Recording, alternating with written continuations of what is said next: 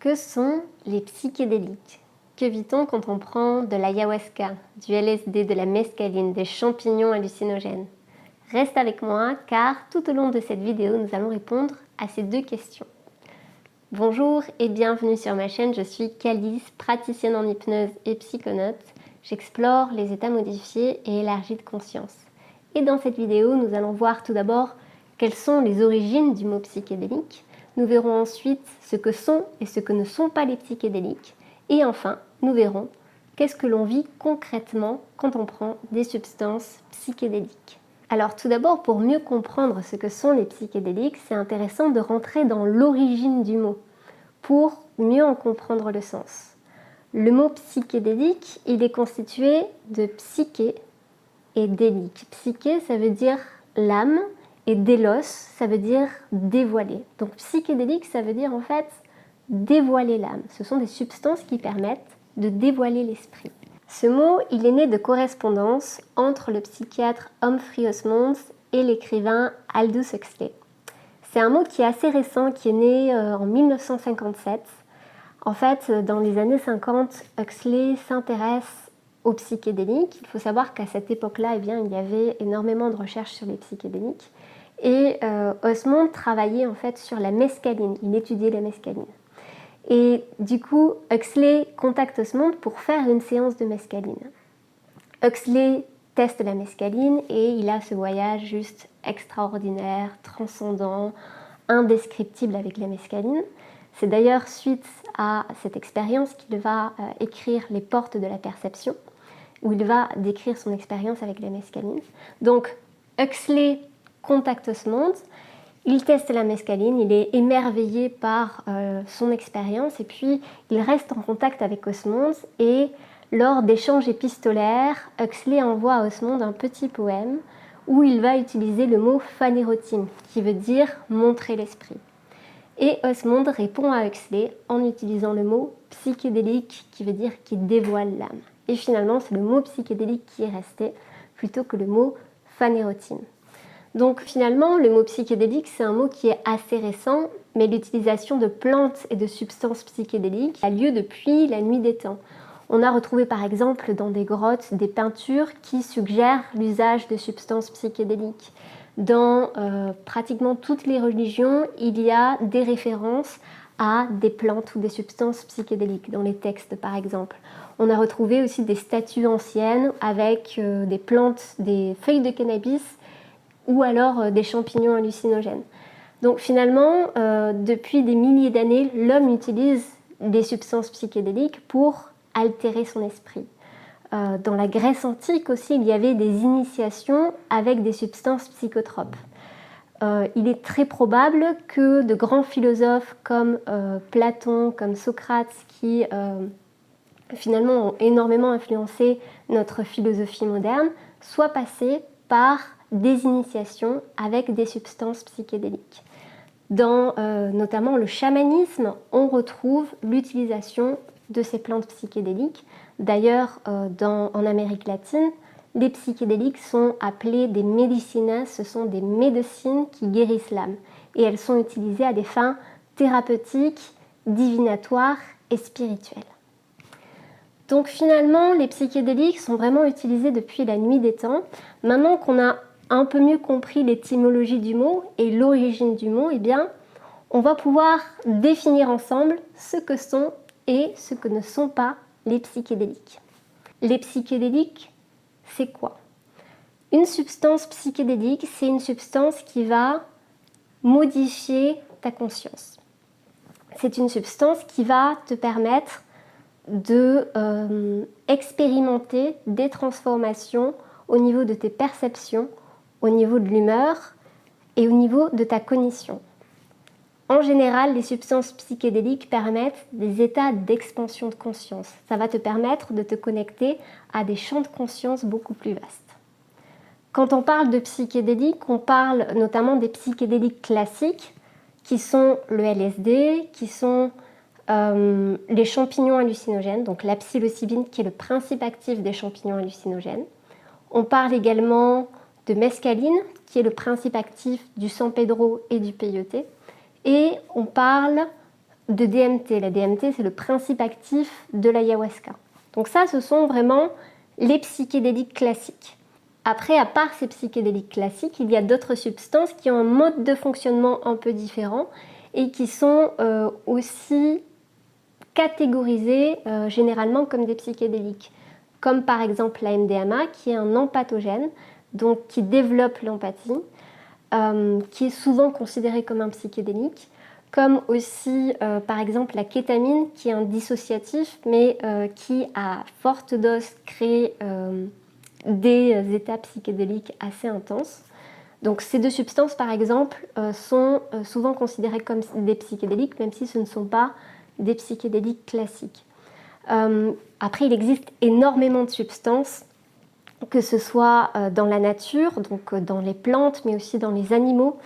Certains animaux sécrètent des substances psychédéliques. C'est par exemple le cas du Bufo alvarius. Le Bufo alvarius, c'est un crapaud qui vit dans le désert de Sonora. Et son venin contient de la 5-MeO-DMT. La 5-MeO-DMT, c'est un des psychédéliques les plus puissants au monde, selon Stanislav Grof. Donc Stanislav Grof, le père de la psychologie transpersonnelle, qui s'est beaucoup intéressé aux psychédéliques et qui s'intéresse toujours. Il y a aussi des substances qui sont des substances qui ont été créées par l'homme, et c'est pareil, il y en a des milliers. Par exemple, juste pour en citer quelques-uns, le 2CB. Après, il y a aussi plein de dérivés du LSD, le 1-PLSD, 1-CPLSD, enfin... Il y a une grande quantité de substances psychédéliques, il y a sûrement aussi des substances qu'on n'a pas encore découvertes. Donc c'est vraiment un monde où il y a énormément à explorer. Je rappelle que ces substances sont des substances qui sont interdites en France et dans certains pays. Donc dans cette vidéo, je n'incite aucunement à la consommation de ces substances. Je partage juste mon expérience de psychonaute à titre éducatif et puis l'expérience psychédélique pour moi m'a transformée. J'ai toujours effectué ces expériences-là dans un cadre légal, thérapeutique ou spirituel, et dans un cadre approprié. Je pense que c'est des expériences qui sont extraordinaires et qui bouleversent notre perception du monde, de la réalité. Donc aujourd'hui, je souhaite juste le partager avec toi. Il existe de nombreuses techniques pour vivre des états d'expansion de conscience sans psychédéliques et des états qui sont aussi très puissants. J'en parle d'ailleurs dans ma masterclass. Tu peux, si tu le souhaites, la retrouver dans le lien en dessous de la vidéo. Donc finalement, maintenant qu'on sait ce que sont les psychédéliques, voyons ce que ne sont pas les psychédéliques. Alors, les psychédéliques, ce ne sont pas des substances qui rétrécissent la conscience, comme certaines drogues comme l'héroïne ou la cocaïne, qui ont plutôt tendance à créer des expériences qui sont centrées sur le petit moi et voilà, qui sont centrées sur l'ego, qui ont plutôt tendance à rétrécir la conscience. Les psychédéliques sont des substances qui permettent au contraire une expansion de la conscience et parfois même une dissolution totale de l'ego. Les psychédéliques sont des substances qui sont non addictives, contrairement à certaines drogues comme encore une fois la cocaïne, l'héroïne, le tabac, l'alcool. Ce sont des substances qui au contraire sont parfois utilisées pour défaire des addictions. Donc voilà, ça semble un peu paradoxal, mais il y a des personnes qui vont faire des thérapies d'ayahuasca ou de champignons pour arrêter de prendre d'autres drogues. D'ailleurs, ce mot drogue, il est un petit peu... pour moi, c'est un petit peu un mot fourre-tout parce qu'aujourd'hui, en Europe et notamment aux États-Unis, les psychédéliques sont considérés comme des drogues. On l'a vu tout à l'heure, ce sont des substances qui, pour l'instant en tout cas, sont interdites en France. Et pourtant, c'est des substances qui n'ont absolument rien à voir avec d'autres drogues qui sont bien évidemment catastrophiques pour la santé, comme encore une fois la cocaïne, l'héroïne, l'alcool, le tabac. C'est plutôt des substances qui vont guérir. On retrouve ici la vision chamanique de médicinas, de substances qui guérissent l'âme. Et c'est vraiment intéressant de se rendre compte que finalement, ce mot drogue, c'est quelque chose d'un petit peu sociétal, politique, culturel, parce que des substances qui sont appelées drogues en Europe et aux États-Unis sont appelées médicinas dans certains pays d'Amérique latine. Donc ça dépend aussi du regard qu'on porte dessus, de l'intention qu'on pose et de comment on utilise ces substances. Alors, maintenant qu'on est d'accord sur ce que sont et ne sont pas les psychédéliques, nous allons voir enfin que vit-on concrètement quand on prend des substances psychédéliques. Alors, je ne sais pas si tu as déjà finalement expérimenté ce genre d'expérience ou des états d'expansion de conscience, mais tu dois sûrement te demander à quoi ça ressemble concrètement. Eh bien, une expérience psychédélique déjà permet un changement extraordinaire dans tes perceptions.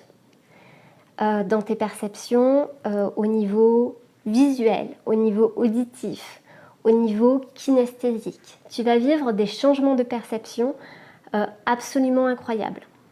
Comme dirait Aldous Huxley, tu vas ouvrir les portes de la perception. Tu vas recevoir des informations à travers tes différents canaux sensoriels et aussi à travers des canaux assez inhabituels, comme ton intuition, comme tes pensées, comme tes ressentis. Donc tu vas accéder à une palette de sensations beaucoup plus large. Tu vas même pouvoir vivre des perceptions extrasensorielles. Tu vas pouvoir par exemple vivre des synesthésies. Une synesthésie, c'est quand différents sens se mélangent. Tu vas pouvoir par exemple écouter des couleurs. Tu vas pouvoir voir des sons. Voilà, il peut se passer des changements de perception juste extraordinaires. Pour moi, une expérience psychédélique, c'est une porte vers l'extraordinaire. Ensuite, ton état de conscience va se modifier. Tu vas avoir accès à des facettes de toi auxquelles tu n'as pas accès dans un état de conscience ordinaire. Tu vas avoir accès à des modalités de fonctionnement auxquelles tu n'as pas accès dans un état de conscience ordinaire. Tu vas pouvoir te connecter avec tes parties inconscientes. C'est un petit peu comme si on avait pris un rétroprojecteur et qu'on l'avait mis comme ça devant toi et que tu pouvais voir en fait ce qui se passe à l'intérieur de toi. Mais vraiment le percevoir à travers tous tes sens, à travers ta vision, à travers l'auditif, à travers tes sensations. Ce qui fait que l'expérience psychédélique est un outil thérapeutique extraordinaire. Il y a des milliers de recherches qui ont été faites sur les psychédéliques et on sait aujourd'hui que les psychédéliques ont un potentiel thérapeutique vraiment incroyable, notamment dans tout ce qui est traitement de l'anxiété, des syndromes de stress post-traumatique, de certaines maladies chroniques. Voilà, ça a vraiment un vrai potentiel thérapeutique. Donc il y a ça qui est juste incroyable et puis c'est pour moi un outil d'exploration personnelle extraordinaire. Enfin, les psychédéliques te permettent également de vivre des expériences spirituelles. Dans un état de conscience ordinaire, en tout cas pour la plupart des gens, le divin est quelque chose d'extérieur à soi, voire inexistant. Dans certains cas, ça dépend de pas mal de facteurs. Ça va dépendre de la substance, ça va dépendre de la dose, ça va dépendre de ta préparation, de ton état émotionnel, de pas mal de choses. Mais dans certains cas, il est possible de vivre des expériences spirituelles. Et ça permet, déjà c'est juste incroyable et extraordinaire à expérimenter. Ça bouleverse complètement notre vision du réel, de la réalité. Ça bouleverse complètement notre vie. En général, quand on vit ce genre d'expérience, en tout cas pour moi, ça a été les expériences les plus importantes de ma vie, sans aucun doute. Et ça permet de se défaire de l'illusion que le divin est extérieur à nous-mêmes. Parce que là, on vit le divin à l'intérieur de nous lors de ce genre d'expérience. Donc voilà, c'est quelque chose juste d'incroyable à expérimenter. Donc voilà, on vient de voir ici 3 particularités finalement de l'expérience psychédélique. Il en existe beaucoup d'autres et c'est ce que je te propose de voir dans la prochaine vidéo où je vais parler finalement des différentes catégories d'expériences. Qu'est-ce qu'il est vraiment possible d'expérimenter lors d'un voyage psychédélique? Cette vidéo arrivera dans 2 jours, donc je te propose de t'abonner à ma chaîne et d'activer la petite cloche, comme ça tu pourras recevoir la vidéo dès qu'elle sortira. Si tu as aimé ce contenu, merci de mettre un like, ça va aider au référencement de la chaîne. Et puis je te rappelle que j'ai une masterclass qui permet de connaître plus en profondeur l'expérience psychédélique et spirituelle. Il te suffit de cliquer en dessous de la vidéo pour pouvoir y accéder. Je te dis à la prochaine vidéo. Ciao ciao.